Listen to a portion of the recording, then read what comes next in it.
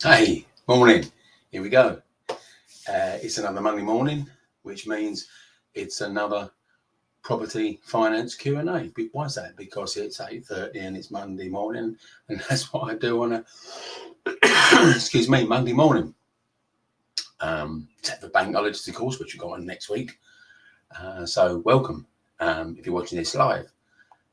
Also welcome if you're watching the replay, because not everyone can make 8:30 on a Monday morning live. Get that? That's okay, perfectly fine. So what do we do on these little live sessions here? Well, we answer some questions. You guys, you fire some questions, and it's about property finance because that's where my expertise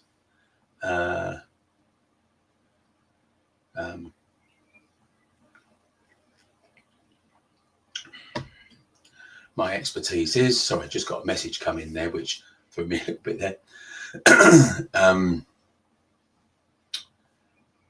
Yeah, so what is it you want to know? Give me a question, put it in my chat box, which is for me is down there, and I'll answer the question. And there we are, and tell you a bit about what I'm up to. So we're gearing up to do June's 3 BRR summits. Got on 1st of June. We're in, where are we? We're in Birmingham on the 1st of June. London on the 28th and Bristol on the 29th, and that's it. I'm done. No more BRRs until October. BRR being the one-day summits, which you got the link to down there. There you go, BRR Summit, and that's where I just give out a whole load of information on how I've worked out how to make BRR work. And this is, over, more than 10 years of teaching it, and of course implementing it as a broker, implementing the finance course. Now, I pulled it down to just 7 simple steps, and it's so simple anyone can follow that and do those. So they're sequential as well. Just do number for each deal that you get. Start with number 1, move to number 2, and then consecutively through 3, 4, 5, 6, 7. You'll end up with a property that you own with next to none of your cash left in it, which means you can take that cash out that you put in as a deposit, go and buy the next one, and repeat that often enough, and you can build a whole portfolio from just that one single pot of cash by recycling it time after time. So I've boiled this down and made it so simple you can't fail. Honestly, you can't fail. So what do you want to know? Got some people saying hello. And there we are. Ahmedi's come in there. Very opportune. I was just talking about it, but let me repeat it just for you and anyone else that's listening. Ahmedi. The next BRR Summit is on Sunday, the 1st of June. That's in Birmingham. And whereabouts are you? Is Birmingham, Bristol, or London the closest one to you, Ahmedi? Which is the closest for you? Just pop a comment in there, let me know. So Sunday, the 1st of June in Birmingham is actually more Sutton Coldfield than actually central Birmingham. I'm always a bit outside of the city centres because they're a pain in the bum traffic-wise, aren't they? You're London. Okay, you're London, right. So here's the date you want to pop in your diary, Ahmedi. Saturday, the 28th of June. I'll be bringing that BRR Summit there in Heathrow, Marriott Heathrow. There you go. I'm going to just go on that, brrsummit.com. So brrsummit.com. Jump on there, and I'll see you there. Great. Have a great day. I'll give you stacks of information. Most of it is stuff you've never heard of. So there we are. Got any more questions? I'll watch out for your booking, Ahmedi. Good. There we are. Will do. Yeah, I'll watch out for your booking. See you on 28th of June. So Die Hard All Junior coming in through YouTube. Hiya. Bridging loan is getting it too expensive for me.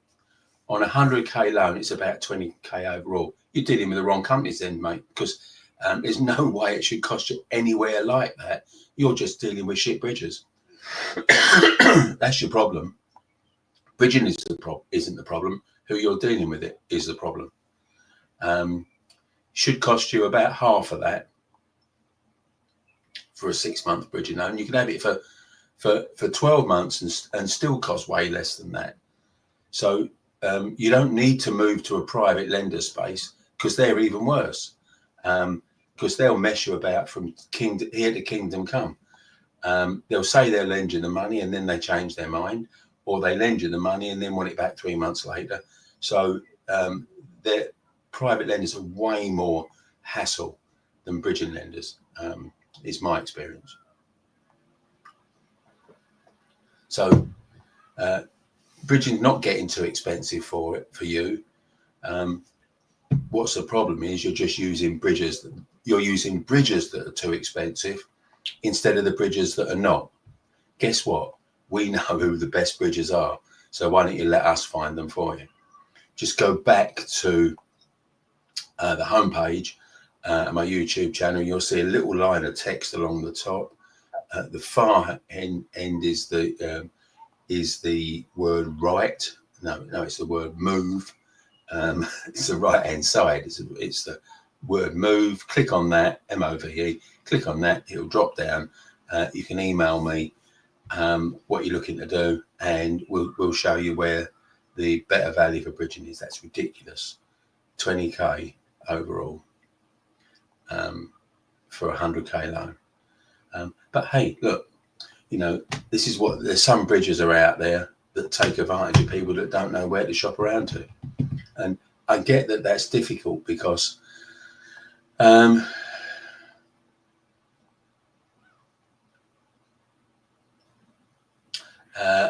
I get that that's difficult because not everyone knows where they are.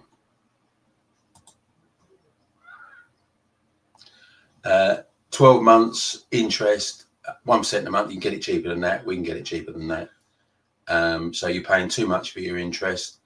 Fee, £2,000. Yeah, that's about right. 2%. That's about right. Solicitors, £5,000. But is that your solicitor and the bridger's solicitor? Because you should be paying no more than that for both solicitors.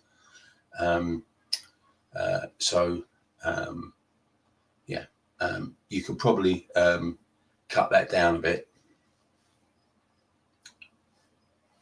Both solicitors, yeah, okay, all right. So yeah, you could probably trim that down to closer to 15,000, which is about what I said for 12 months. 10,000 if you can get in and out in 6 months. But I see why you're taking 12 months. That's sensible, because you're giving yourself the opportunity to pay back early if things go well, and then not pay any interest for the months that you didn't use. Yeah, you can probably get that. So okay, so it's 17 grand if you do it that. Yeah, you can do it.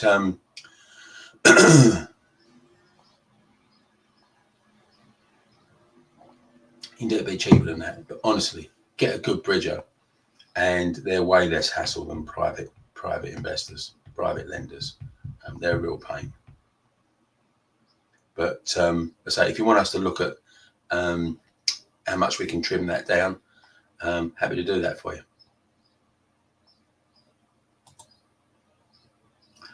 What is so Amity, what is a good area for commercial building? Shop with flats above.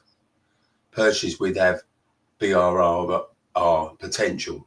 Currently doing HMOs. If you're looking for new investment areas, you've been looking at Chester. Right, doesn't matter. Area is irrelevant. You can do it. You can do commercial buildings in any area in the country. Every area works. I've got people that I've trained that have been successful in all parts of the country. You just need to buy empty and tenant it. So any commercial building that's empty, it has BRR potential. And hey, how many of them do you know? There's loads of them, isn't there? There's masses of empty commercial properties. So you got to look for. I mean, if you've been looking at Chester, great. Well, hopefully that's because you live in London. Why are you looking in Chester? That's ridiculous. That's about 5 or 6 hours from where you live. You want to be looking close to home, not necessarily in London, but in the Greater London area. You want to be looking there. I mean, Chester's not cheap. That's quite an expensive part of the country. Every town is a good area to find a vacant commercial property and then put tenants in it, whether it's you keep the commercial above, or you put flats above, or you convert to flats above. Honestly, these deals are everywhere. But hey, people that I train, they know that. But thanks for your question. It's a really good question, because there's this scarcity mindset around in a lot of places. Oh, I can't find good deals. Actually, good deals are everywhere. Whenever I do when you're booking your ticket for the BRR Summit on 28th of June, why don't you look at the VIP option? Because the VIP option, in the few days before the event, it'll probably be the Tuesday or Wednesday, and possibly the Thursday. But anyway, Tuesday, Wednesday, or Thursday before that event, I'll be doing what I call my 3-trigger deal finder. Now, what's that, you might ask? Well, let me tell you. So it's where I jump on with just the VIP ticket holders. I jump on to Zoom session in the evening, usually at 6:30 or 7 p.m. till 9. Jump on and I go looking for properties, for deals on Rightmove and Zoopla, and I show you where they're hiding, because there are cracking deals on there. Now,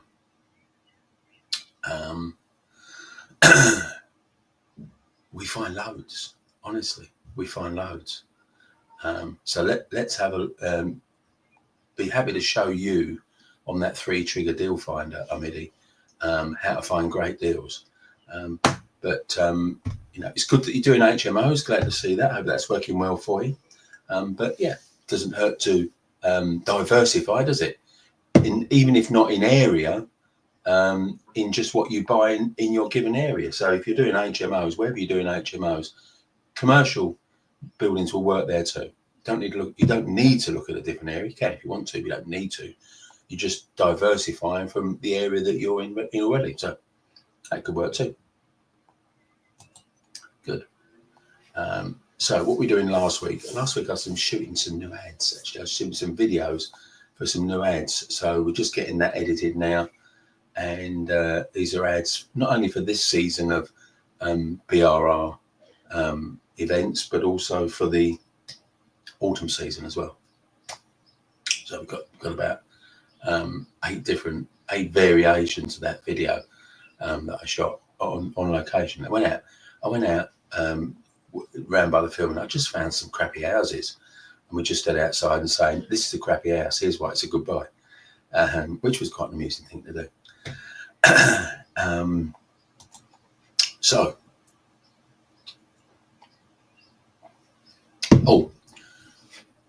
One more thing, diardle. The important thing is, when you're using bridging finance, is to build it into your purchase price. Everyone I train knows that they've got to build the cost of the bridging into the purchase price you pay. So maybe that's an area where you could just tidy that up a little bit. You may be doing it already, but if you're not, just building that. So if it is 15 grand or 17 grand, you just build that into the purchase price you pay. So effectively, you factor in your purchase price is determined in part by the cost of the bridging finance. But I'm glad to see that you're up to speed on why bridging is a good investment. Well, why short-term funding? Let's broaden it out. Why short-term funding is a good opportunity, because it allows you to buy properties that you couldn't buy any other way unless you had a big chunk of cash. So it works very well from that point of view. Okay, so here we go.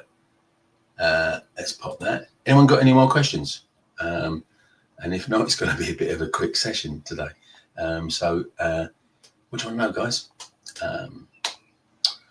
I'm on here every Monday. It won't be here next Monday because it's bank holiday.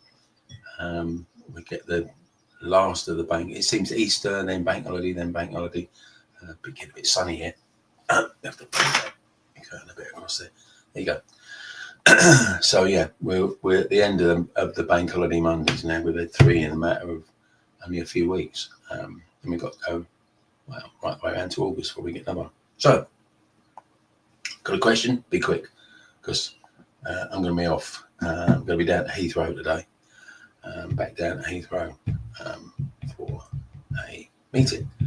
So, hey, when you want to know?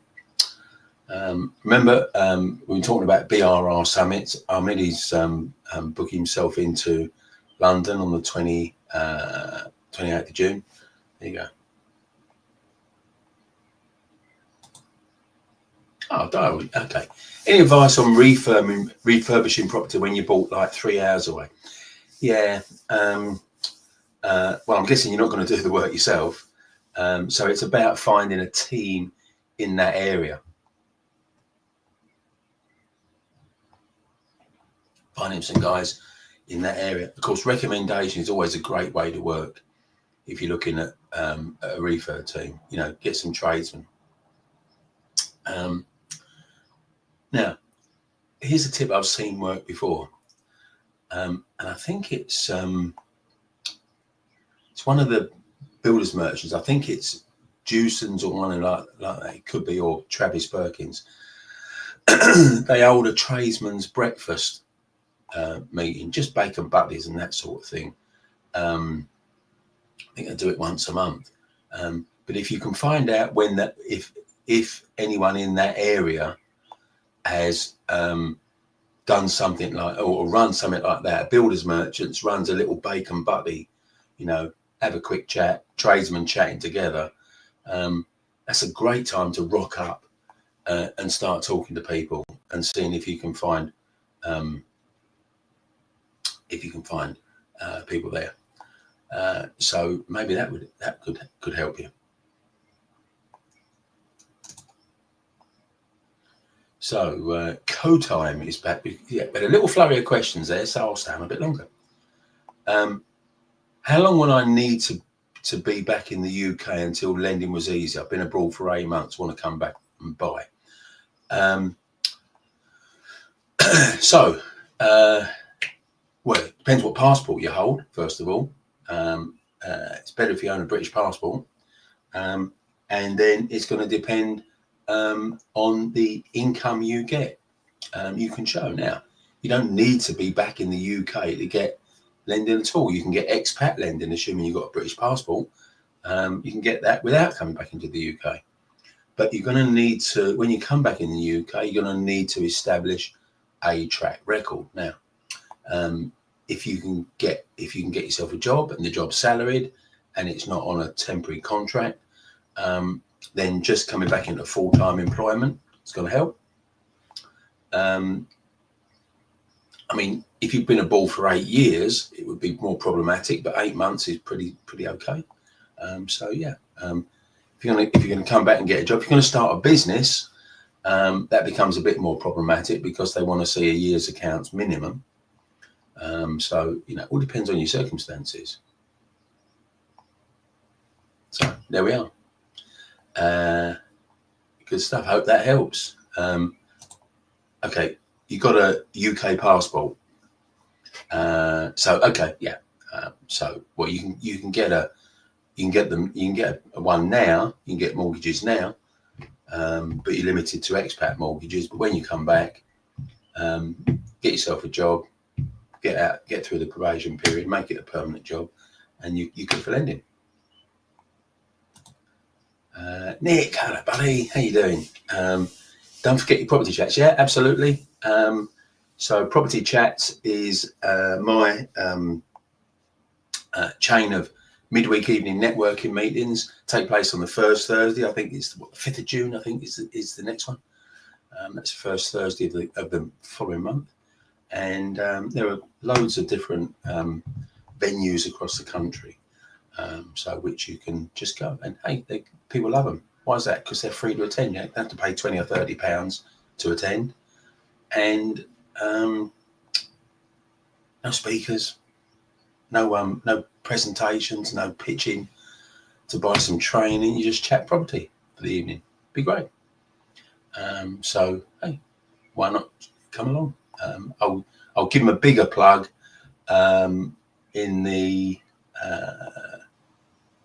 Will we have time to do the first one back? I don't know. I'll have to check my diary, see if I'll be on here and doing one of these before the 5th of June. Might be. Kat, hey, how you doing?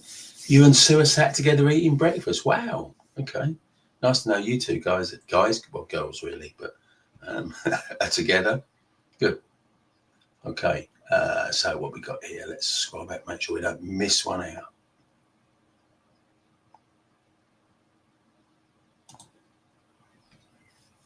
Roger, you're interested in a property near to you? Currently got squatters living there. I found out the owner has passed. How can I acquire this property? Well, you've contacted the local council and they were no help. Currently doing inquiries through the land registry, having no luck. Well, land registry will tell you who the owner was, and he would have a deceased, so you buy it off his estate. That's how you do it. Her estate. You'd be buying it off their estate. So their estate, whether they've got a will or they haven't got a will, they have to sell the assets and turn them into cash. The house is an asset, so you can buy it. Any recommendations? Yeah, you can find out the who was the owner on land registry. Has to put, unless it's not registered. You do get some unregistered properties, so maybe that's the barrier you're hitting. If land registry isn't proving how to find it. Okay, so any recommendation? Yep, big recommendation. Go and talk to the neighbours. Go and knock on the doors of the neighbours and see what information they can get. Now, they should be pretty amenable, really, because they're not going to be that overly impressed with having squatters living next door to them, or a couple of doors up if you go down next door but one. So I'd knock on houses both sides, at least 2 or 3 doors up, and maybe you want to go right opposite as well and try your luck right opposite on the other side of the road if it's a normal residential street, and see what information they can tell you. They might give you some contact details, next of kin, that type of thing. And if you sort of tell them, hey, look, I'm interested in buying this, and making it a nice home for a family to rent out. I'm sure they could be very helpful, because they don't want. I'm guessing they wouldn't want squatters living next to them, because they probably don't leave it in the best of conditions. So, leverage the neighbours' desire to have a nicer property next door to them. That'd be my suggestion there.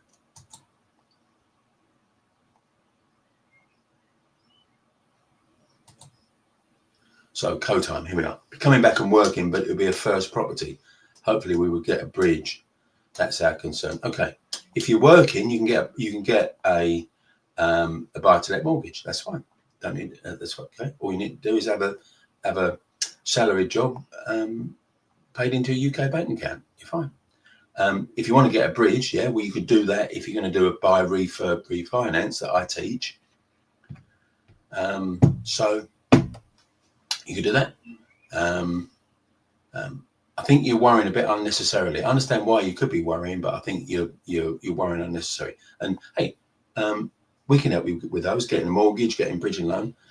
Like I said earlier, if you were watching then, just go back to my homepage on YouTube, look for that welcome line of text along the top, go to the far right hand side, click the word more, M-O-R-E, in bold, you get a drop down menu, and look at find my email address and just ping us an email, and we'll start looking for you. No, maybe you're not ready quite yet, but when you are, happy to do that.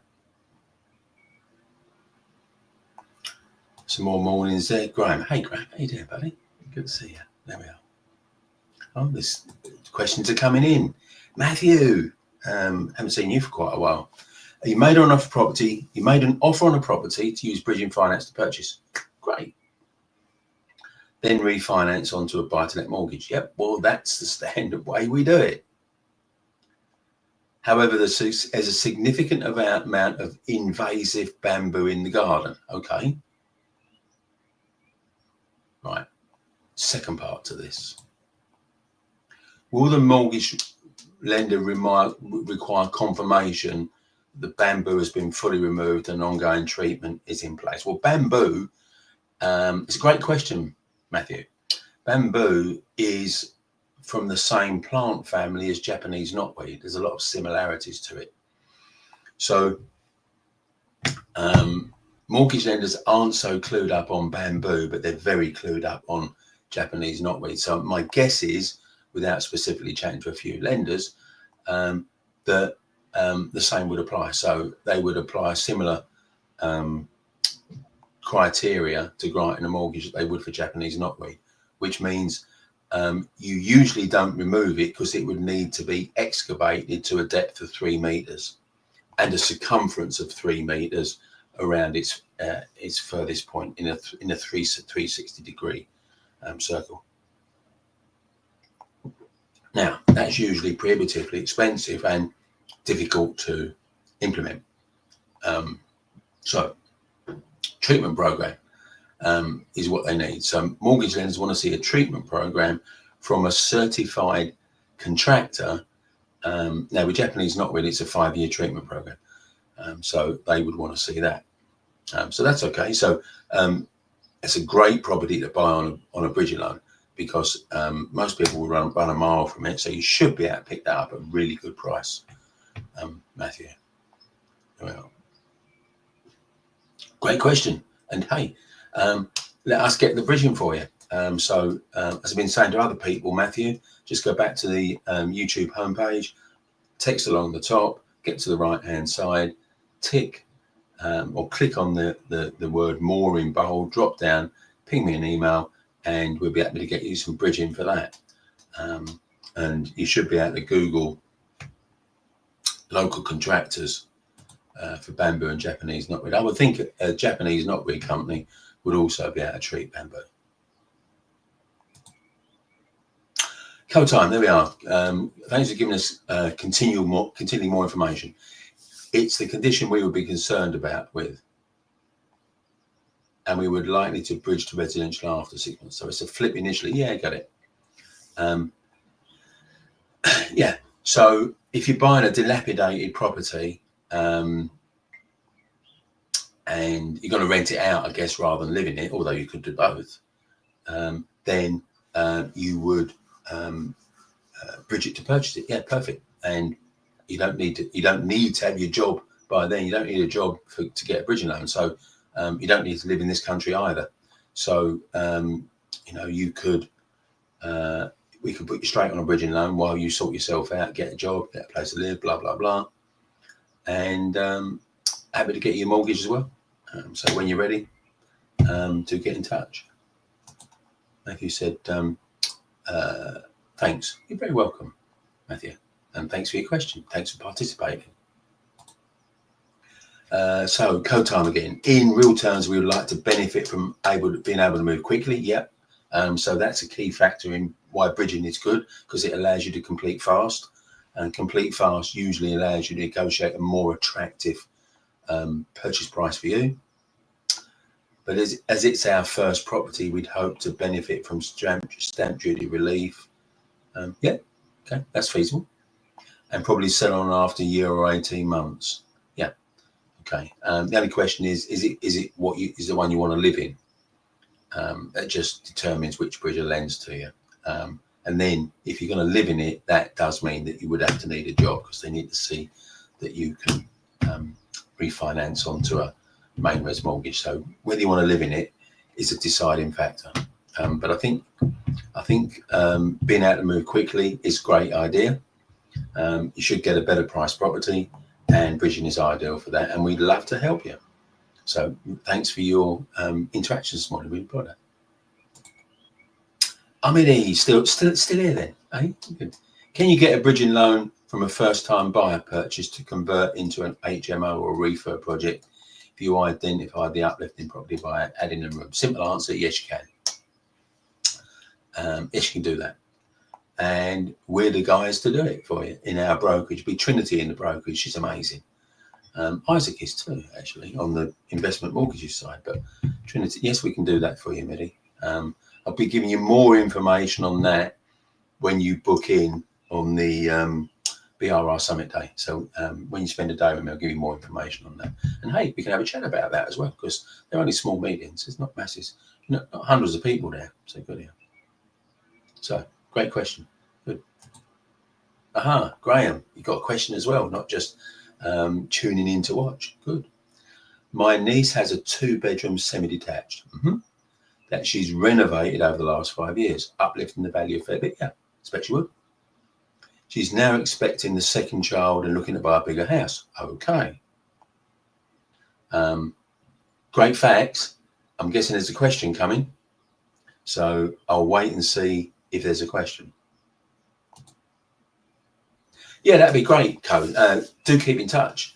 And I say, you can always keep in touch anytime you like. You can just go to the homepage on my YouTube channel and click that more button, and you've got my contact details in the drop down menu that comes in just whenever you're ready. And hey, tune in on a Monday morning, even if you haven't got a question, just tune in and see what the other questions are. Often they're interesting.